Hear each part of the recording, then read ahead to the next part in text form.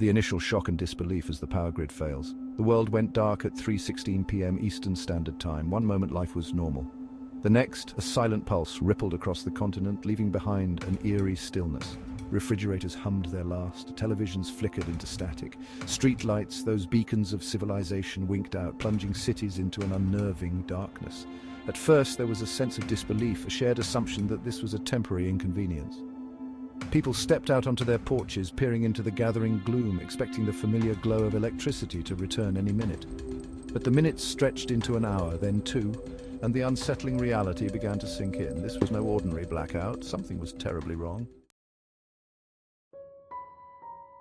Day 1. Shadows of doubt. Daybreak painted a stark picture of the new reality. The comforting hum of traffic was replaced by an unnerving silence. Phones remained useless, their batteries drained from futile attempts to connect. Emergency services, inundated with calls, were stretched thin, their reassurances drowned out by the growing chorus of fear. Supermarkets became the epicenters of desperation. Shelves, once overflowing with abundance, were quickly stripped bare as people, driven by primal instincts, stockpiled essential supplies. The lucky few with generators became islands of power, their homes transformed into makeshift shelters for family and friends. As the sun began its descent, casting long shadows across the land, a palpable sense of unease settled over the nation. The grid, that invisible backbone of modern society, was gone, and with it the illusion of security and order. Day 2, communication breakdown. The failure of communication networks fuels panic and paranoia. The absence of reliable information became a breeding ground for fear and misinformation.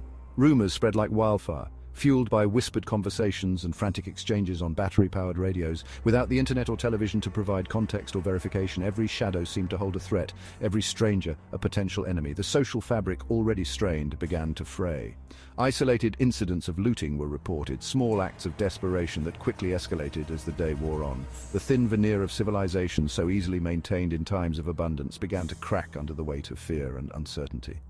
The realization dawned that the world they knew, the world of instant communication and readily available resources, was gone, and it wasn't coming back. Day 3.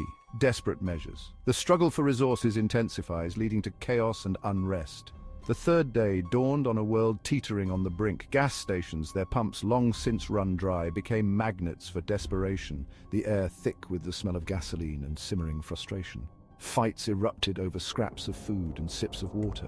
Those who had hoarded supplies retreated behind boarded windows, their fear palpable.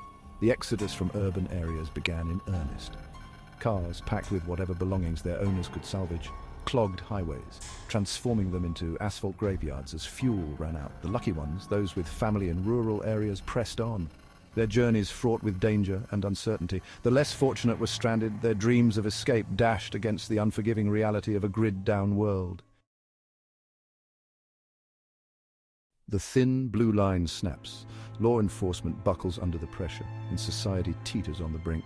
The weight of maintaining order in a world without rules proved too much. Police officers, many without communication or support, were forced to make impossible choices: protect and serve who? Their families, themselves. The fabric of law enforcement, stretched thin by dwindling resources and escalating chaos, finally snapped. Some officers abandoned their posts, seeking refuge with loved ones. Others, overwhelmed by the sheer scale of the disaster, simply gave in, their uniforms becoming symbols of a broken covenant. The few who tried to maintain order found themselves outmatched, their pleas for calm drowned out by the rising tide of lawlessness. Society, once a bastion of rules and regulations, descended into a chaotic free-for-all. A glimmer of hope: even in the face of disaster, humanity finds ways to adapt and survive.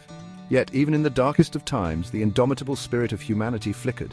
Neighbors helped neighbors, sharing what little food and water they had left. Communities, once defined by zip codes and socio-economic status, banded together, their survival dependent on cooperation and shared sacrifice. In the ashes of the old world, a new order began to emerge, one forged in the crucible of crisis. It was a harsh and unforgiving world, stripped bare of the comforts and conveniences of modern life. But it was a world where resilience and ingenuity were the only currencies that mattered. The grid was down, but humanity, it seemed, was not yet out.